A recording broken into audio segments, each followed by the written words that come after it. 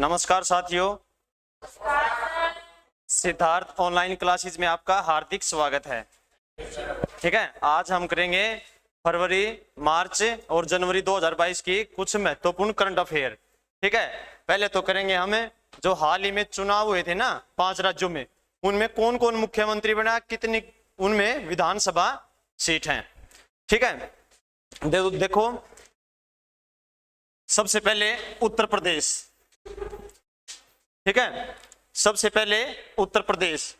उत्तर प्रदेश में विधानसभा की सीट कितनी है?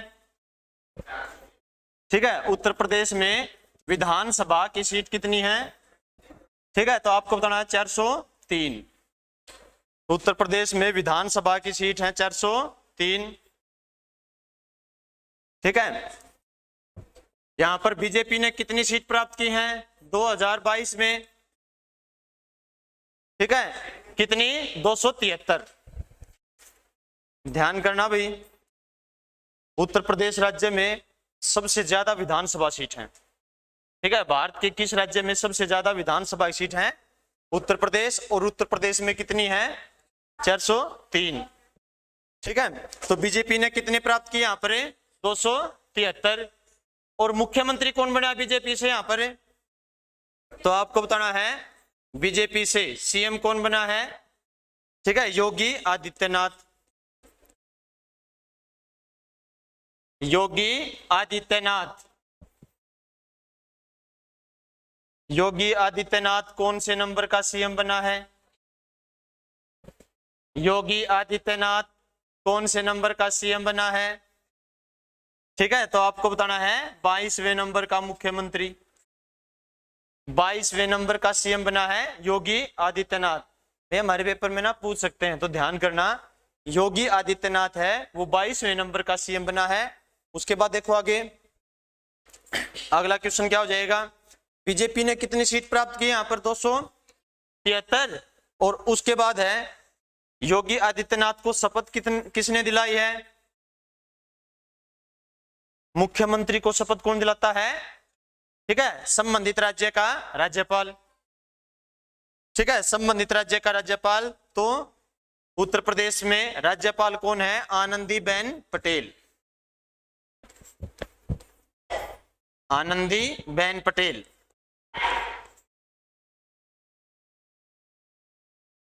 ठीक है, आनंदीबेन पटेल है उत्तर प्रदेश से राज्यपाल। बात समझ में आई भी? एक और ध्यान करना, देखो यहां पर एक बीजेपी पद है हमारा। ठीक है, तो भारत में बीजेपी की स्थापना कब हुई थी? जल्दी बता दो आप, बीजेपी की स्थापना कब हुई थी? ये नोट कर लिया भाई? सबने नोट कर लिया ना? तो एक बार देखो बीजेपी की स्थापना कब हुई है, तो आपको बताना है 6 अप्रैल 1980। ठीक है, भारतीय जनता पार्टी की स्थापना कब हुई है? तो हम बताएंगे 6 अप्रैल 1980। इतनी बात क्लियर होगी। उसके बाद देखो बीजेपी की मतलब बीजेपी का संस्थापक कौन था? ठीक है, बीजेपी का संस्थापक कौन था? तो आपको बताना है भारतीय जनता पार्टी का संस्थापक था श्याम प्रसाद मुखर्जी। श्याम प्रसाद मुखर्जी इसका क्या हो जाएगा? संस्थापक। भारतीय जनता पार्टी का संस्थापक कौन हो जाएगा? श्याम प्रसाद मुखर्जी। अगर आपसे पूछा जाए भाई इसका पहला अध्यक्ष कौन था? पहला अध्यक्ष कौन था? बीजेपी का पहला अध्यक्ष कौन था? तो आपको बताना है इसका पहला अध्यक्ष था अटल बिहारी वाजपेयी। ठीक है, पहला अध्यक्ष कौन था? अटल बिहारी वाजपेयी। ठीक है, तो ध्यान करना, बीजेपी का पहला अध्यक्ष कौन था? अटल बिहारी वाजपेयी। अगर आपसे पूछा जाए वर्तमान में बीजेपी का अध्यक्ष कौन है? वर्तमान में अध्यक्ष कौन है भाई इसका? वर्तमान में अध्यक्ष तो आपको बताना है जेपी नड्डा। वर्तमान में अध्यक्ष कौन है इसका? जेपी नड्डा, जगत प्रकाश नड्डा। वर्तमान में अध्यक्ष कौन हो जाएगा? जेपी नड्डा। ठीक है, जगत प्रकाश नड्डा। इतनी बात क्लियर होगी। वर्तमान में देखो बीजेपी का अध्यक्ष हो जाएगा जेपी नड्डा, और इसका पहला अध्यक्ष था, ठीक है, अटल बिहारी वाजपेयी, और श्याम प्रसाद मुखर्जी इसका संस्थापक था भारतीय जनता पार्टी का। इसकी स्थापना कब हुई है? 6 अप्रैल 1980। इतनी बात समझ में आ गई भाई। नेक्स्ट देखते हैं। हाँ भाई, पीछे बताना एक बारी। उत्तर प्रदेश में विधानसभा की सीट कितनी बताई है? 403। तो ध्यान करना, उत्तर प्रदेश एक ऐसा राज्य है जिसमें सर्वाधिक सीटें हैं। विधानसभा की सीट कितनी उत्तर प्रदेश में? तो आपको बताना है 403। विधान परिषद की सीट कितनी है? विधान परिषद की सीट कितनी है? तो आपको बताना है, विधान परिषद की सीट है यहां पर 100। ठीक है, उत्तर प्रदेश में लोकसभा सीट कितनी है? लोकसभा की सीट कितनी है उत्तर प्रदेश में? 80। ठीक है, राज्यसभा सीट कितनी है उत्तर प्रदेश में? राज्यसभा सीट कितनी है? ठीक है, तो आपको बताना है 31। और उत्तर प्रदेश में टोटल जिले कितने हैं? उत्तर प्रदेश में जिले कितने हैं? तो आपको बताना है कितने हैं भाई? 75। ठीक है, देखो जिले तो है 75 और लोकसभा सीट है 80, राज्यसभा सीट है 31 31, और विधान परिषद है 100, और विधानसभा की सीट है 403। किसी भी राज्य में कोई भी नया मुख्यमंत्री बनता है तो उसको पूर्ण बहुमत कब प्राप्त होता है? जितनी भी सीट होती है उनका 50% प्लस 1 सीट। बात समझ में आ गई ना? जब भाई पूर्ण बहुमत कब माना जाता है उसका? जितनी भी सीट होती हैं टोटल, और उनका क्या होगा? 50% और प्लस में 1 सीट, तो हमारा क्या हो जाएगा? पूर्ण बहुमत होगा, और उसी की सरकार बन जाएगी। ठीक है, अब देखो एक बार 403 का हम हाफ करेंगे तो कितना होगा? ठीक है, कितना हो जाएगा इसका? ठीक है ना? हाँ, मतलब 403 है, 400 का हाफ करेंगे तो 200 हो गया। तो इसने कितनी सीट प्राप्त की है उत्तर प्रदेश में? बीजेपी ने 273। ठीक है, मतलब क्या होगा? भी पूर्ण बहुमत हो गया। ठीक है ना? मतलब क्या होगा इसका? पूर्ण बहुमत हो गया। इतनी बात क्लियर होगी। आगे देखते हैं। एक तो राज्य हमारा उत्तर प्रदेश था, दूसरा लिखो पंजाब। ठीक है, दूसरा राज्य हो जाएगा हमारा पंजाब। तो पंजाब में, हाँ भाई, पंजाब में किसकी पार्टी बनी है? ठीक है, पंजाब में किसकी पार्टी बनी है, या पंजाब में मुख्यमंत्री कौन बना है? तो आपको बताना है भगवंत मान। ठीक है, पंजाब में कौन बना है? भगवंत मान। पंजाब में नया सीएम कौन बना है? भगवंत मान। और कौन से नंबर का सीएम बना है ये? 17वां। ठीक है, ध्यान करना भी, कौन से नंबर का सीएम बना है? 17वां नंबर का मुख्यमंत्री बना है। उसके बाद देखो आगे, पंजाब में विधानसभा की सीट कितनी है? पंजाब में विधानसभा की सीट कितनी है? ठीक है, तो आपको बताना है पंजाब में विधानसभा की सीट है,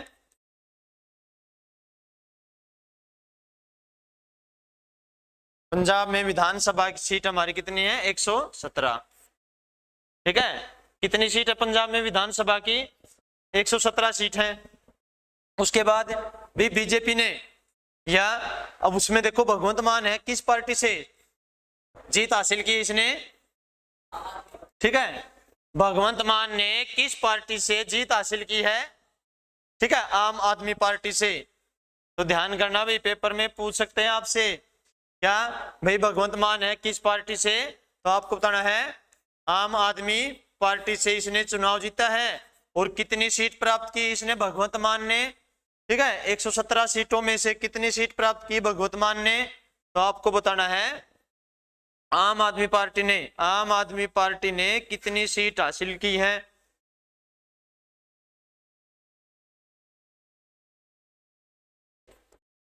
तो आपको बताना है 92। ठीक है, 117 में से देखो 92 सीट तो किसने ले ली? आम आदमी पार्टी ने ही ले ली। ठीक है, तो ध्यान करना। और कितनी लेनी थी भाई? किसी भी राज्य में पूर्ण बहुमत कब होता है? अभी बताया था आपको, विधानसभा की कुल सीटों का हाफ, मतलब 50% और प्लस में एक। ठीक है, तो क्या हो जाएगा हमारा, भगवंत मान ने किस पार्टी से चुनाव जीता, हम बताएंगे आम आदमी पार्टी से। और आम आदमी पार्टी ने कितनी सीट प्राप्त की, 92।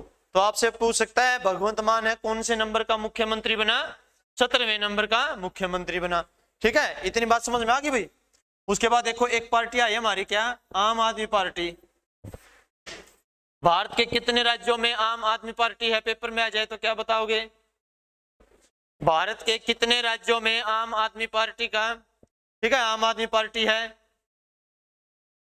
बताओ। तो वर्तमान में कितने हो जाएंगे हमारे, 2, जिसमें एक हमारा केंद्र शासित प्रदेश और एक हमारा पंजाब राज्य हो जाएगा। ठीक है, तो आम आदमी पार्टी का गठन कब हुआ था भाई, तो आपको बताना है 26 नवंबर 2012। ठीक है, 26 नवंबर 2012 को आम आदमी पार्टी का गठन हुआ। क्या इसका आधारिक रूप, मतलब आधिकारिक रूप से इसकी घोषणा की गई। ठीक है, आम आदमी पार्टी की आधिकारिक रूप से घोषणा कब की गई, 26 नवंबर 2012, दिल्ली जंतर मंतर पर। ठीक है, उसके बाद देखो आगे, इसकी स्थापना कब हुई, फिर आम आदमी पार्टी का गठन कब हुआ है, तो आपको बताना आंसर है 2 अक्टूबर, ठीक है, 2012। और इसका अध्यक्ष कौन है, अरविंद केजरीवाल। ठीक है, बात समझ में आई भी। देखो आधिकारिक घोषणा हुई थी आम आदमी पार्टी की, कब हुई, 26 नवंबर 2012। इतनी बात क्लियर होगी। उसके बाद इसका गठन कब हुआ है, 2 अक्टूबर 2012। मतलब भाई पार्टी अस्तित्व में कब आई, ऐसे पूछ ले आपसे। ठीक है ना, पार्टी अस्तित्व में कब आई है, 2 अक्टूबर 2012। और एक और ध्यान करना, इसका अध्यक्ष कौन है, अरविंद केजरीवाल, जो दिल्ली का मुख्यमंत्री है। ठीक है, अरविंद केजरीवाल जो दिल्ली का मुख्यमंत्री है। बात समझ में आ गई भी, ये नोट कर लिया। आगे देखते हैं।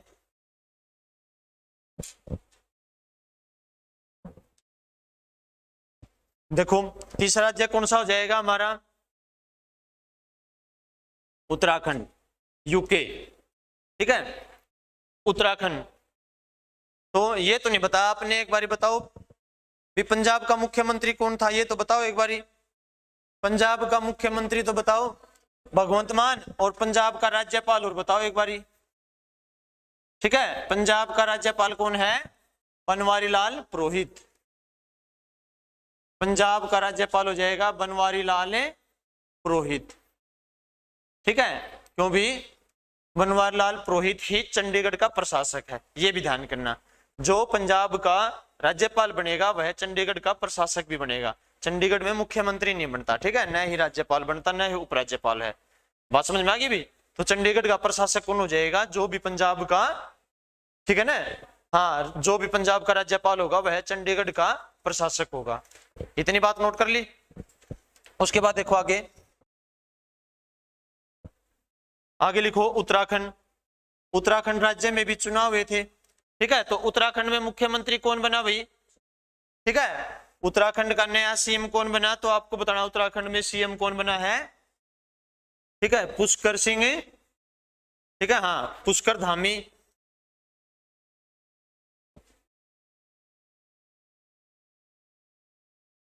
पुष्कर धामी, ठीक है, पुष्कर धामी उत्तराखंड का मुख्यमंत्री बना है। कौन से नंबर का बना है ये, 12वां।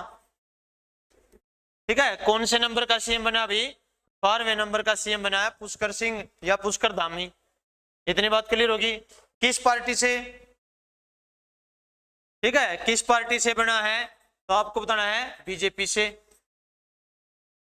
उत्तराखंड में विधानसभा की कुल कितनी सीट है, उत्तराखंड में विधानसभा की कुल कितनी सीट है, तो आपको बताना है उत्तराखंड में विधानसभा की सीट है 70। ठीक है, उत्तराखंड में विधानसभा की सीट कितनी है, तो आपको बताना है विधानसभा सीट है, ठीक है, विधानसभा सीट कितनी है, 70। तो बीजेपी पार्टी को कितनी सीट चाहिए थी भी अपनी सरकार बनाने के लिए, 35 + 1, 36 पूर्ण बहुमत तभी होगा हमारा भी, जितनी भी सीट है उनका 50% + 1। ठीक है, और इसने पुष्कर सिंह धामिया बीजेपी ने कितनी सीट प्राप्त की यहाँ पर? 47। ठीक है, बीजेपी ने कितनी सीटें प्राप्त की? 47। उसके बाद पुष्कर सिंह धामी तो यहाँ का मुख्यमंत्री बना दिया, तो इसको शपथ किसने दिलाई? राज्यपाल ने। ठीक है, तो राज्यपाल कौन है उत्तराखंड से? राज्यपाल कौन है? गुरमीत सिंह। राज्यपाल कौन हो जाएगा? गुरमीत सिंह।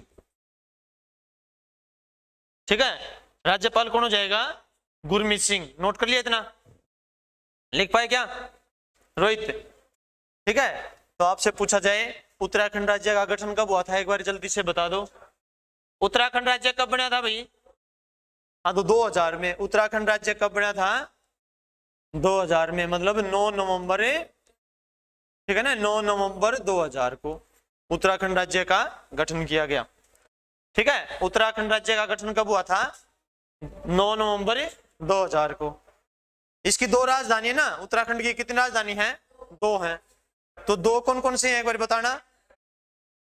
ठीक है ना, हाँ, उत्तराखंड की 2 राजधानी है, तो कौन कौन सी है 2 राजधानी? तो लिखो आप देहरादून और, ठीक है, देहरादून और गैरसैंण।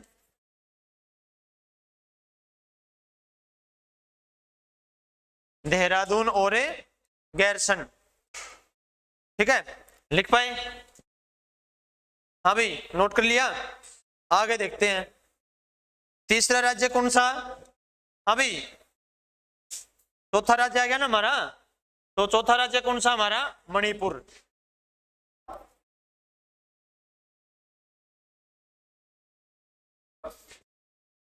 ठीक है, लिखो मणिपुर।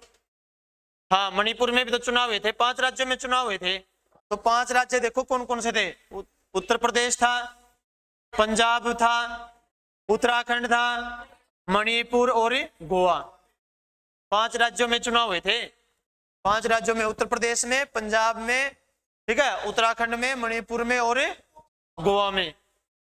अब देखो मणिपुर, मणिपुर में चुनाव हुए थे, कितनी सीट विधानसभा की मणिपुर में? 60। ठीक है, मणिपुर में विधानसभा की सीट कितनी है? मणिपुर में विधानसभा सीट कितनी है?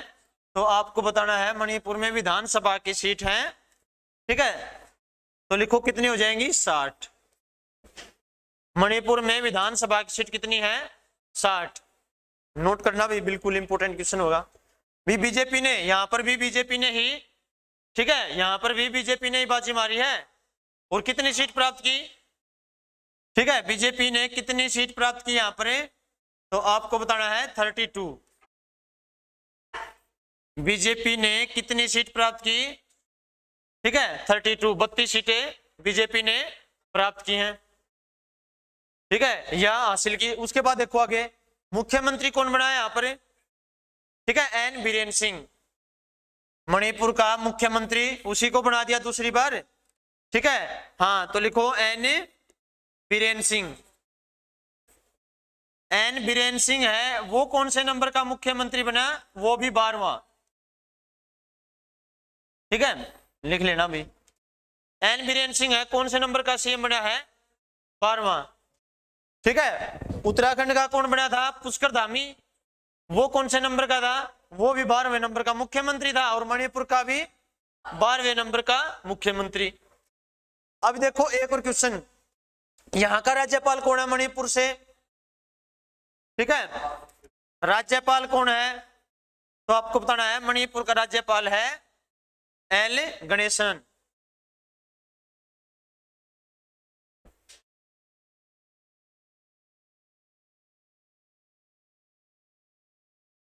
ठीक है, एल गणेशन मणिपुर का राज्यपाल है, एन गणेशन। लिख पाए इतना? हाँ भाई, इतनी बात लिख पाए? उसके बाद देखो एक और बात बताता हूं आपको, इंपोर्टेंट है, मणिपुर से 2-3 क्वेश्चन और निकालेंगे हम। ठीक है, आप सभी को पता है, विश्व का एकमात्र तैरता स्कूल का नाम बता दो आप। विश्व का एकमात्र तैरता स्कूल।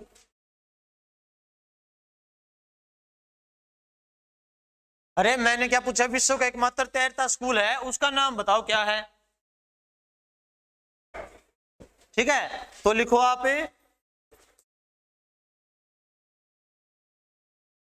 लोकतक फ्लोटिंग। लिख लेना भी, वेरी वेरी इंपॉर्टेंट है।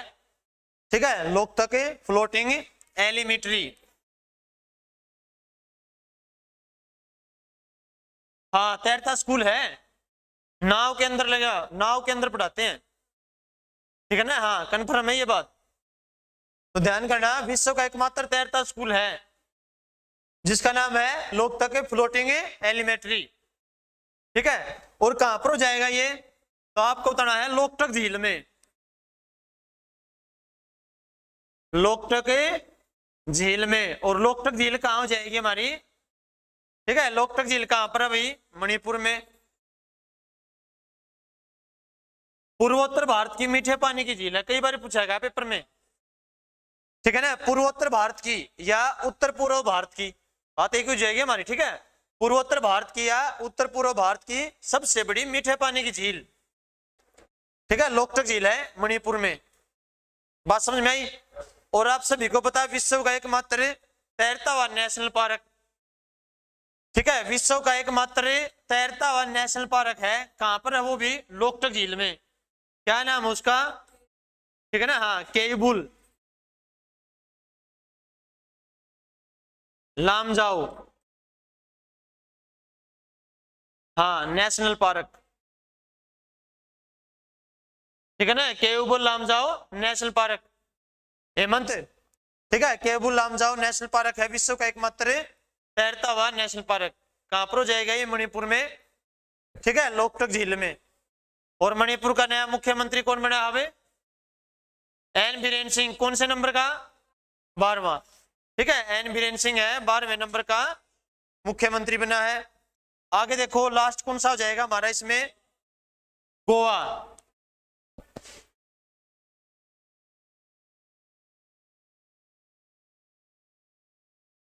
ठीक है, लास्ट कौन सा हो जाएगा, गोवा। तो गोवा में देखो, गोवा में भी चुनाव है अभी। गोवा में विधानसभा की सीट कितनी है, गोवा में विधानसभा की सीट कितनी है, विधानसभा की सीट है 40। ठीक है, और ये अपवाद राज्यों में है। कैसे भी, किसी भी राज्य में विधानसभा की कम से कम कितनी सीट होनी जरूरी है, 60। कम से कम विधानसभा की सीट 60 होनी जरूरी है, और ज्यादा से ज्यादा 500 सीट। विधानसभा की कम से कम कितनी सीट होनी चाहिए, 60। 60 से कम हो तो अपवाद है। तो कई राज्य हैं जैसे सिक्किम है, सिक्किम में 32 ही है, 32 ही है। ठीक है, तो कई राज्य छोटे छोटे हैं, तो छोटे छोटे राज्य हैं तो वे अपवाद में है। जैसे गोवा भी एक अपवाद राज्यों में हो जाएगा विधानसभा की सीटों में। यहाँ पर गोवा में विधानसभा की सीट कितनी है, 40। यहाँ पर बीजेपी ने कितनी प्राप्त की है, यहाँ पर भी बीजेपी ने ही बाजी मारी है। तो बीजेपी ने कितनी सीटें प्राप्त की, यहाँ पर 20। ठीक है, कितनी, 20। तो एक मतलब उन्होंने क्या किया, निर्दलीय को मिला लिया, तो उनकी कितनी सीट होगी, 21। ठीक है, तो 21 सीट होगी तो किसकी पार्टी बन जाएगी वहां पर, बीजेपी की, क्योंकि उसका पूर्ण बहुमत हो गया। तो ध्यान करना, यहां पर मुख्यमंत्री कौन बना है, प्रमोद सावंत। सीएम कौन बना है यहां पर, प्रमोद सावंत। ठीक है, प्रमोद सावंत बना है मुख्यमंत्री। कौन से नंबर का, दीपक, 13वां। ठीक है, कौन से नंबर का मुख्यमंत्री बना है, 13वें नंबर का मुख्यमंत्री बना है प्रमोद सावंत। तो गोवा का राज्यपाल का नाम बता दो जल्दी। ठीक है, गोवा का राज्यपाल कौन हो जाएगा, श्रीधर। ठीक है, श्रीधर पिल्लई। श्रीधर पिल्लई है वहां का राज्यपाल, और वहां का मुख्यमंत्री बना है प्रमोद सावंत। वहां का मुख्यमंत्री बना है प्रमोद सावंत, कौन से नंबर का, 13वें नंबर का। और बीजेपी ने कितनी सीट हासिल की वहां पर, 20। और विधानसभा की सीट कितनी है वहां पर, 40। इतनी बात समझ में आ गई। गोवा भारत का सबसे छोटा राज्य है। ठीक है ना, गोवा भारत का सबसे छोटा राज्य है, ध्यान करना भाई।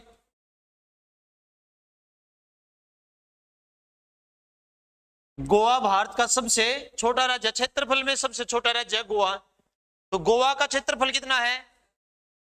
ठीक है, गोवा का क्षेत्रफल कई बार पूछा गया पेपर में, 3702 वर्ग किलोमीटर या किलोमीटर स्क्वायर बोल सकते हैं हम इसको। ठीक है, 3702 वर्ग किलोमीटर इसका क्षेत्रफल है। और गोवा में 2 ही जिले हैं, गोवा में 2 ही जिले हैं, ये भी ध्यान करना। ठीक है, जिले कितने हैं गोवा में? 2 ही जिले हैं। तो कौन कौन से हैं? ठीक है, साउथ गोवा और नॉर्थ गोवा, साउथ गोवा और नॉर्थ गोवा। गोवा स्थापना दिवस कब मनाया जाता है? ठीक है, हाँ 2 ही जिले हैं, साउथ गोवा और नॉर्थ गोवा। ठीक है, गोवा का क्षेत्रफल कितना है? 3702 वर्ग किलोमीटर। छोटा राज्य हमारा, एक सबसे छोटा राज्य क्षेत्रफल में। ठीक है ना? हाँ, तो ध्यान करना। उसके बाद गोवा स्थापना दिवस कब मनाया जाता है? तो आपको बताना है 30 जनवरी। गोवा स्थापना दिवस पूछे तो 30 जनवरी, गोवा मुक्ति दिवस पूछे तो 19 दिसंबर। गोवा मुक्ति दिवस 19 दिसंबर है और गोवा स्थापना दिवस पूछे तो 30 जनवरी। 30 जनवरी 1987 को गोवा को पूर्ण राज्य का दर्जा। ठीक है हेमंत, 30 जनवरी 1987 को गोवा को पूर्ण राज्य का दर्जा। कौन सा संविधान संशोधन था? कौन सा संविधान संशोधन था? 56वां। ठीक है, 56वां संविधान संशोधन था।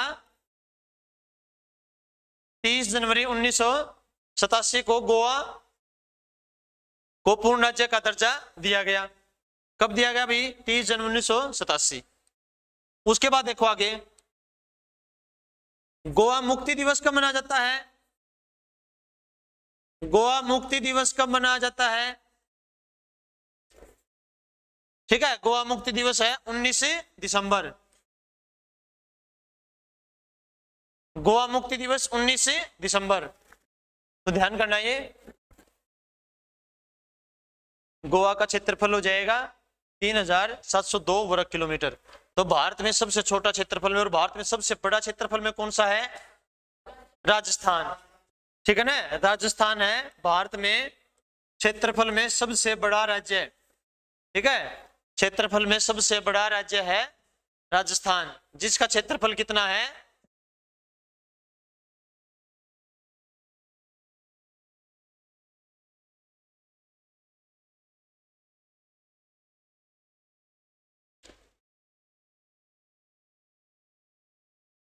डाउट है क्या? चलो देख लियो भाई। ठीक है, तो गोवा मुक्ति दिवस कब मनाया जाता है? 19 दिसंबर को। इतनी बात ध्यान करना। नेक्स्ट देखते हैं क्वेश्चन। और अभी एक और देखना, अभी हाल ही में ना 31 मार्च को किस सिख गुरु की जयंती मनाई गई? पेपर में ना क्वेश्चन आ सकता है, लिख लेना। ठीक है, 31 मार्च 2022 को, 31 मार्च 2022 को किस सिख गुरु की जयंती मनाई गई? ठीक है, तो आपको बताना है किस सिख गुरु की जयंती मनाई गई? गुरु अंगद। ठीक है, तो सिखों का कौन सा गुरु था ये? दूसरा गुरु।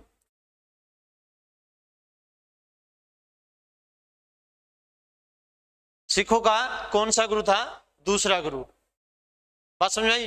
गुरु अंगद नहीं तो गुरुमुखी लिपि का को शुरू किया था। कई बार पूछा गया पेपर में, ध्यान करना। गुरुमुखी लिपि किसने शुरू की थी? ठीक है, तो आपको बताना है गुरु अंगद ने। गुरुमुखी, गुरुमुखी लिपि किसने शुरू की थी? गुरु अंगद ने। जैसे ना हिंदी की लिपि क्या भाई? देवनागरी है। ठीक है ना, पीछे हिंदी की लिपि क्या है? देवनागरी है। उसी तरह पंजाबी की लिपि क्या है? गुरुमुखी। ये ध्यान करना। सिखों के कुल गुरु कितने थे?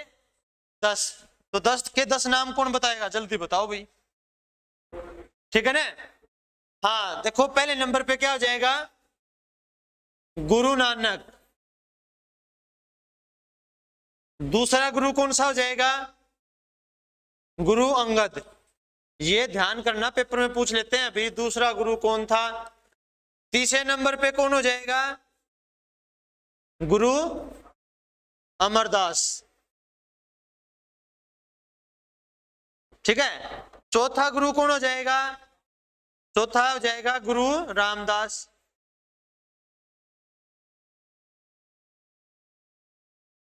पांचवा गुरु कौन हो जाएगा भाई? गुरु अर्जुन देव। पांचवा गुरु कौन हो जाएगा? गुरु अर्जुन देव। इतनी बात समझ में आ गई? ठीक है। छठा गुरु कौन हो जाएगा? छठा कौन हो जाएगा? हाँ, गुरु हरगोविंद सिंह। गुरु हरगोविंद सिंह।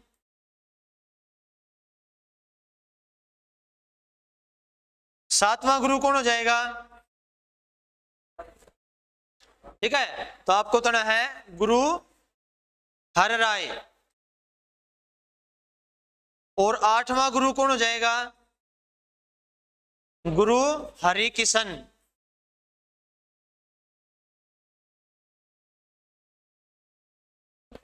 ठीक है, आठवां हो जाएगा गुरु हरि किशन।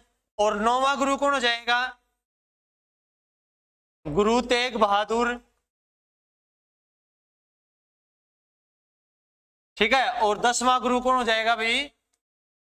गुरु गोविंद सिंह।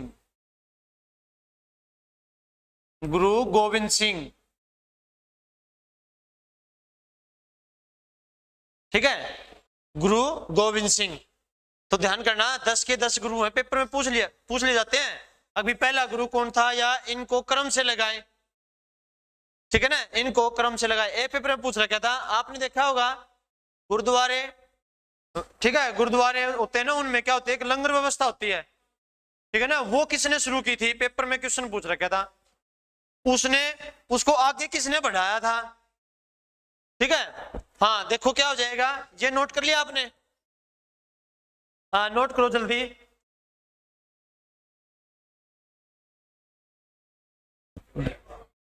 ठीक है, गुरु नानक, गुरु अंगद का आ जाएगा दूसरा गुरु। ठीक है। और तीसरा गुरु अमरदास है, चौथा रामदास, पांचवा अर्जुन देव, छठा हो जाएगा हरगोविंद सिंह, सातवां गुरु हरराय, आठवां हरिकिशन, नौवां हो जाएगा गुरु तेग बहादुर, और 10वां गुरु गोविंद सिंह। नोट कर लिया भी ये? आगे देखो एक बारी, जो ना इससे रिलेटेड 2-3 क्वेश्चन बनाते हैं बस। सबसे पहले देखो एक बारी, जो लंगर व्यवस्था थी, ठीक है, लंगर व्यवस्था थी वो किसने शुरू की थी? तो गुरु नानक ने शुरू की थी भी, ध्यान करना।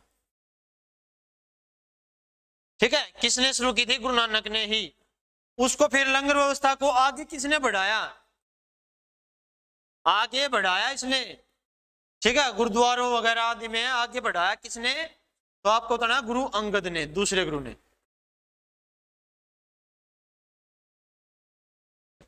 गुरु अंगद ने इसको मतलब प्रसिद्ध कर दिया भी, हर गुरुद्वारे में लंगर व्यवस्था का आयोजन किया जाएगा। ठीक है ना, ये किसके द्वारा किया गया?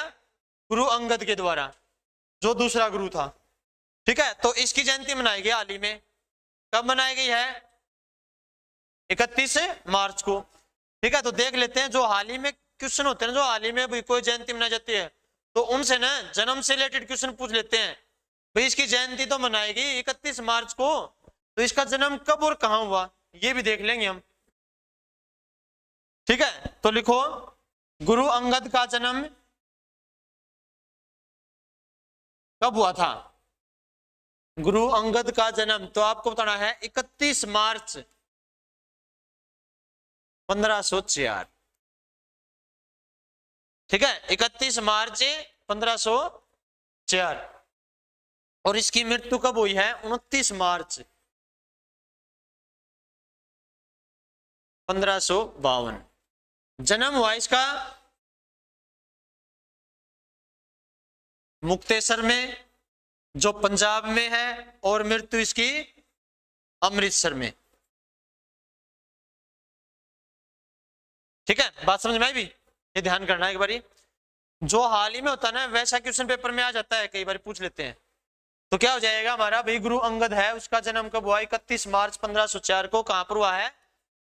मुक्तेश्वर, पंजाब में। मुक्तेश्वर कहां है? पंजाब में। और उसकी मृत्यु कब हुई है? कब हुई थी? 29 मार्च 1552 अमृतसर में।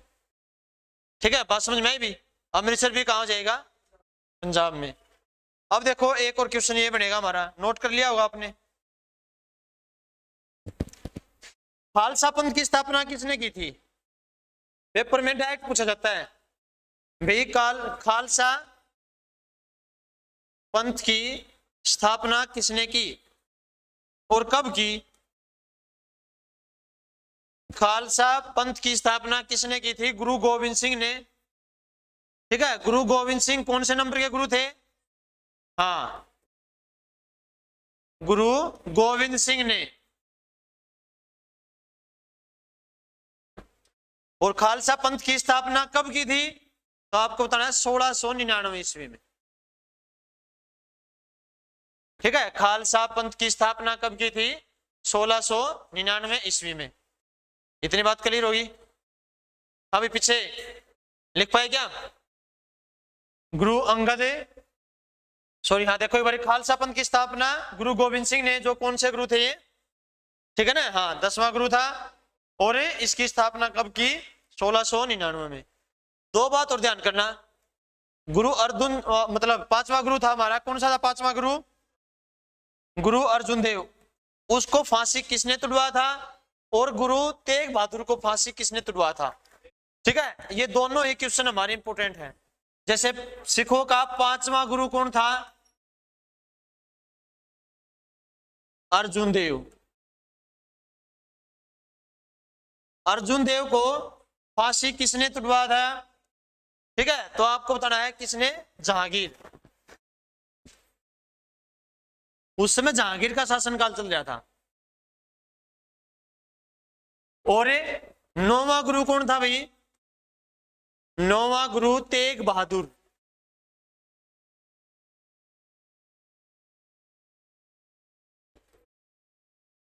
ठीक है, इसको किसने? तो आपको बताना है औरंगजेब ने। ये औरंगजेब के शासनकाल में मारा गया था।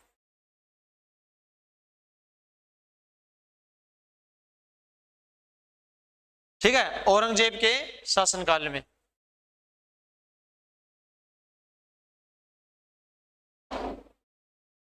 इतनी बात क्लियर होगी? अब देखो एक और, जो सिख धर्म था, हमारे 10 गुरु थे, ये कब से कब तक थे? सिख धर्म था, तो सिख धर्म में कितने गुरु थे? 10। तो 10 थे ना, ये कब से कब तक थे? तो आपको बताना है 1469। देखो 1469 में गुरु नानक का जन्म हुआ था, तलवंडी पाकिस्तान। ठीक है ना, 1469 से लेकर और कब तक थे? 1708 तक। ठीक है ना, 1708 में सिखों का अंतिम गुरु, 1708 में सिखों का अंतिम गुरु। ठीक है, तो अंतिम गुरु कौन था? गुरु गोविंद सिंह। सिखों के अंतिम गुरु का देहांत कब हुआ था? 1708 में। और कहां पर इसकी समाधि? नांदेड़, महाराष्ट्र। कई बार पेपर में पूछा गया, ध्यान करना। ठीक है, 10वां गुरु गोविंद सिंह, गुरु गोविंद सिंह की समाधि कहां है? गुरु गोविंद सिंह की समाधि कहां है? तो आपको बताना है नांदेड़, महाराष्ट्र। नांदेड़, महाराष्ट्र। नोट कर लिया इतना? नांदेड़, महाराष्ट्र। सिखों से संबंधित 2 क्वेश्चन हो रहा है, वो कर लेते हैं हम। ठीक है, नांदेड़, महाराष्ट्र में 1708 में देहांत हुआ था इसका, गुरु गोविंद सिंह का 1708 में देहांत। तो पेपर में पूछ लिया जाता है क्या भाई, गुरु गोविंद सिंह है, इसकी समाधि कहां पर है? ठीक है ना, हाँ, तो कहां पर? नांदेड़, महाराष्ट्र में। सिखों से संबंधित 2 क्वेश्चन हो रहे हैं, इंपोर्टेंट कर ही लेते हैं। नोट कर लिया भैया? ठीक है, देखो एक बारी, स्वर्ण मंदिर है, ठीक है ना। हाँ, गोल्डन टेम्पल कहां पर है भारत में?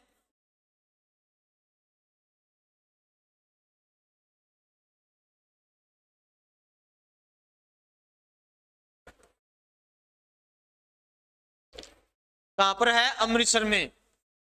गोल्डन टेम्पल कहां पर है? अमृतसर में है। तो उसके बाद देखो आगे, इसका निर्माण किसने करवाया था? इसका गोल्डन टेम्पल, स्वर्ण मंदिर अमृतसर में, इसका निर्माण किसने करवाया? ठीक है, तो आपको बताना है गुरु अर्जुन देव ने, 5वें गुरु ने, गुरु अर्जुन देव ने। इंपोर्टेंट है भाई, ध्यान करना, गुरु अर्जुन देव ने। और इसके लिए भूमि दान किसने दी थी? अकबर के द्वारा। ठीक है, स्वर्ण मंदिर के लिए भूमि दान किसने दी थी? ठीक है, मुगल शासक अकबर के द्वारा। भूमि दान किसके द्वारा दी गई? ठीक है, तो आपको बताना है मुगल शासक अकबर। एक बात और ध्यान करना, अमृतसर शहर किसने बसाया? तो सिखों का चौथा गुरु कौन था? रामदास। नोट कर लेना, इंपोर्टेंट है। अमृतसर शहर किसने बसाया? रामदास ने।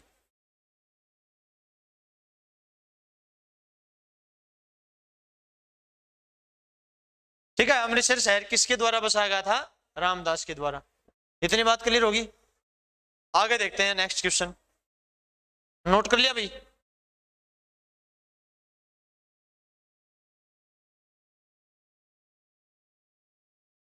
हाँ भाई, सुनो ध्यान से, पेपर में पूछ लेते हैं। क्या आपको बताना है, होली के अवसर पर,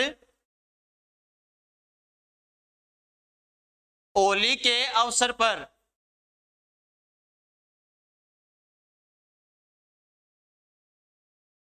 एक ना महोत्सव मनाया गया, कौन सा? या ढोला उत्सव मनाया गया, किस राज्य में? जल्दी बताओ।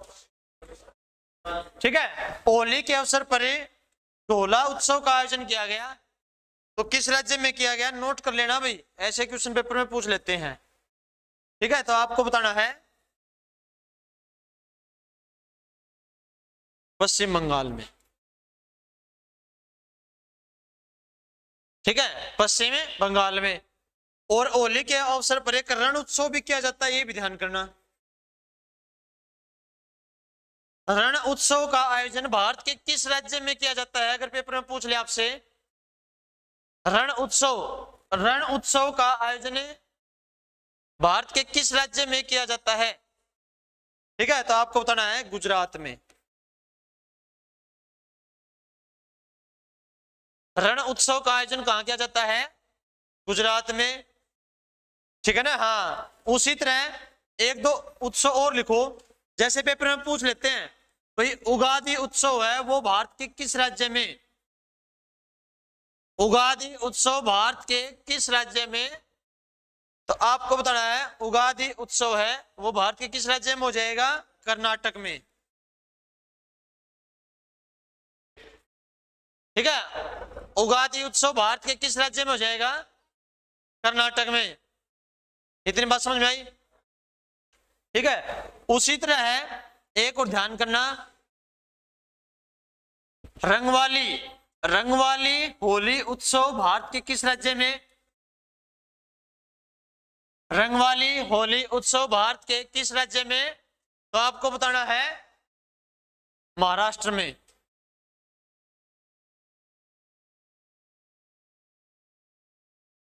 रंगवाली होली उत्सव भारत के किस राज्य में है? महाराष्ट्र में। और मैंने आपको थोड़े दिन पहले एक और बताया था, जैसे चित्रकला की थी ना हमने। हाँ, तो महाराष्ट्र की चित्रकारी का नाम बताओ जल्दी। ठीक है, तो चित्रकारी पूछे आपको तो बताना है रंगोली, और होली का महोत्सव पूछे तो रंगवाली। बात समझ में आई? महाराष्ट्र की चित्रकारी पूछे तो, ठीक है, चित्रकारी पूछे तो आपको बताना है महाराष्ट्र की चित्रकारी का नाम हो जाएगा रंगोली। ठीक है,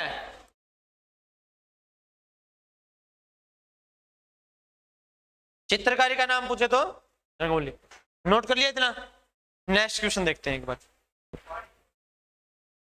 ठीक है। समझो तो उसके बाद देखो आगे,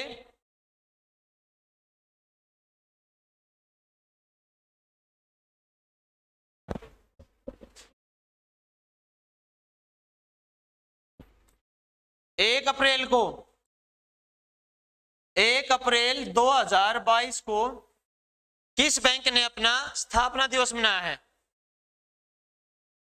1 अप्रैल 2022 को किस बैंक ने अपना स्थापना दिवस मनाया है और कौन से नंबर का?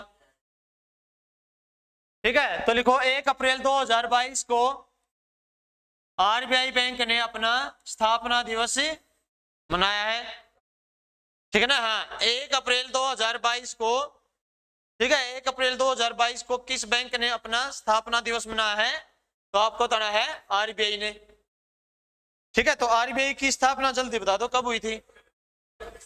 1 अप्रैल 1935, ठीक है। 1 अप्रैल 1935 को आरबीआई ने अपना स्थापना दिवस, मतलब 1 अप्रैल 1935 को आरबीआई की स्थापना के समय इसका हेडक्वार्टर कहां था? जल्दी बता दो।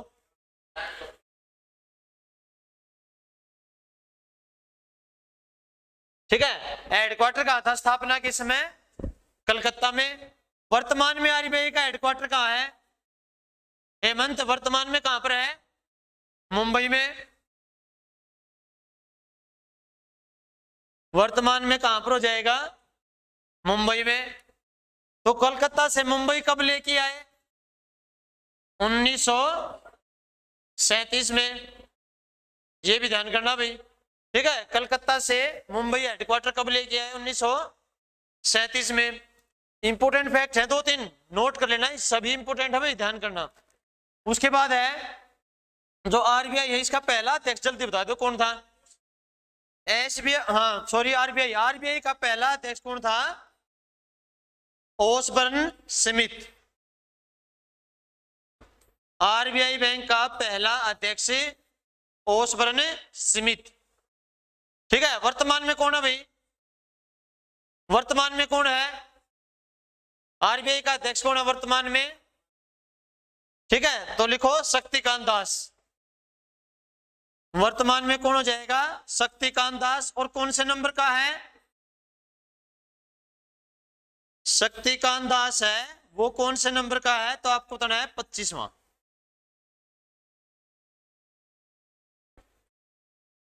ठीक है, वर्तमान में हो जाएगा शक्तिकांत दास, और कौन से नंबर का हो जाएगा? 25वां। नोट करो एक बार जल्दी, नोट कर लिया इतना। देखो 1-2 क्वेश्चन और इंपोर्टेंट बनाएंगे हम। हाँ भाई, आरबीआई का गठन किस आयोग के तहत किया गया? किस कमीशन के तहत किया गया? किस एक्ट के तहत किया गया? तीनों क्वेश्चन बता दो। हाँ पीछे आप बताओ। आरबीआई का गठन किस एक्ट के तहत किया गया? तो आपको बताना है 1934 का RBI act.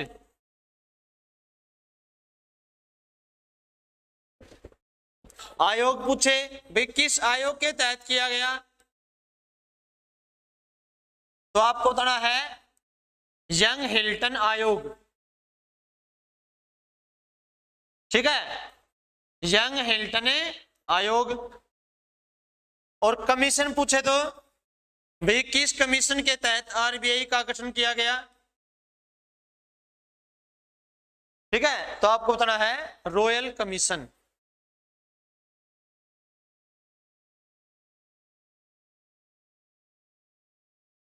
Royal commission. RBI का राष्ट्रीयकरण कब हुआ? राष्ट्रीयकरण कब हुआ? तो आपको बताना है 1949। आरबीआई का राष्ट्रीयकरण कब हुआ है? 1949। किस समिति के तहत? ठीक है, किस समिति के तहत? आरबीआई का राष्ट्रीयकरण किस समिति के तहत किया गया? तो आपको बताना है समिति कौन सी थी, एल के झा समिति, ठीक है ना, एल के झा समिति थी। और उस समय 1949 में एल के झा ही इसका क्या था, आरबीआई का गवर्नर था, ठीक है। उसी तरह देखते हैं आरबीआई का पहला भारतीय गवर्नर कौन था? पहला भारतीय गवर्नर कौन था?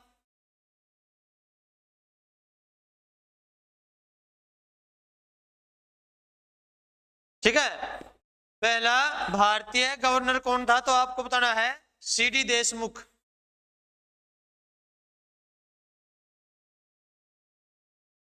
ठीक है, सीडी देशमुख। सीडी देशमुख था, वो कब से कब तक रहा है? 1942 से 1949 तक, ये भी नोट कर लेना। सीडी देशमुख था 1942 से 1949 तक, ठीक है, आरबीआई का पहला भारतीय गवर्नर, पहला भारतीय गवर्नर था सीडी देशमुख। कब से कब तक था? 1942 से 1949 तक। इतनी बात समझ में आ गई? दो क्वेश्चन और करेंगे बस।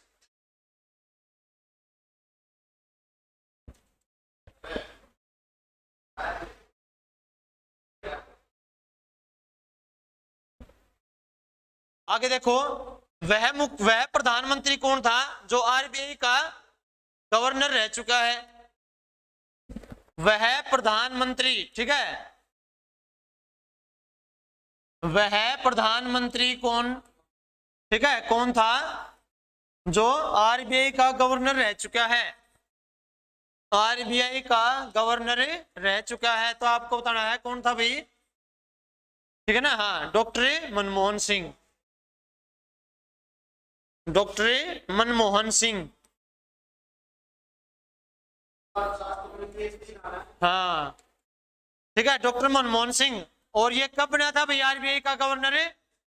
1982 में। ध्यान करना, ऐसा प्रधानमंत्री कौन था, मतलब या ऐसा आरबीआई का गवर्नर कौन था जो बाद में प्रधानमंत्री भी बना? ठीक है, डॉक्टर मनमोहन सिंह। 1982 में क्या बना था ये आरबीआई का गवर्नर। आरबीआई में गवर्नर के अलावा कितने डिप्टी गवर्नर होते हैं? आरबीआई में गवर्नर के अलावा कितने डिप्टी गवर्नर होते हैं? तो आपको बताना आंसर 4। वेरी वेरी इंपॉर्टेंट है, कई बार पूछा गया पेपर में। आरबीआई में गवर्नर के अलावा कितने डिप्टी गवर्नर होते हैं? 4।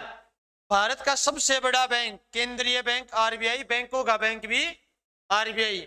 आम आदमी इस बैंक में अपना खाता नहीं खुलवा सकता, ठीक है। तो ये क्या है भाई, बैंकों का बैंक है, ये बैंकों को ये लोन वगैरह देता है। आरबीआई है, बैंकों का बैंक है। और आरबीआई के गठन के समय इसके पास जमा पूंजी राशि कितनी थी? तो आपको बताना है 115 करोड़ रुपए। पेपर में पूछ रखा था भाई आरबीआई की स्थापना के समय जमा पूंजी राशि कितनी थी?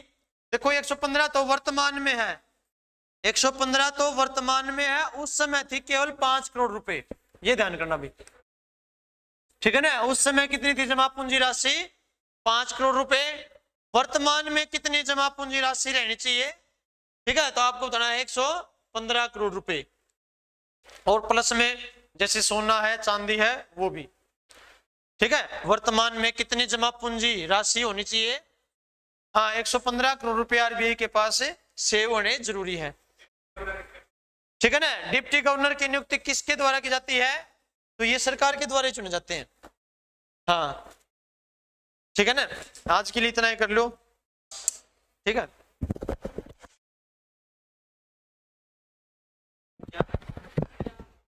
अभी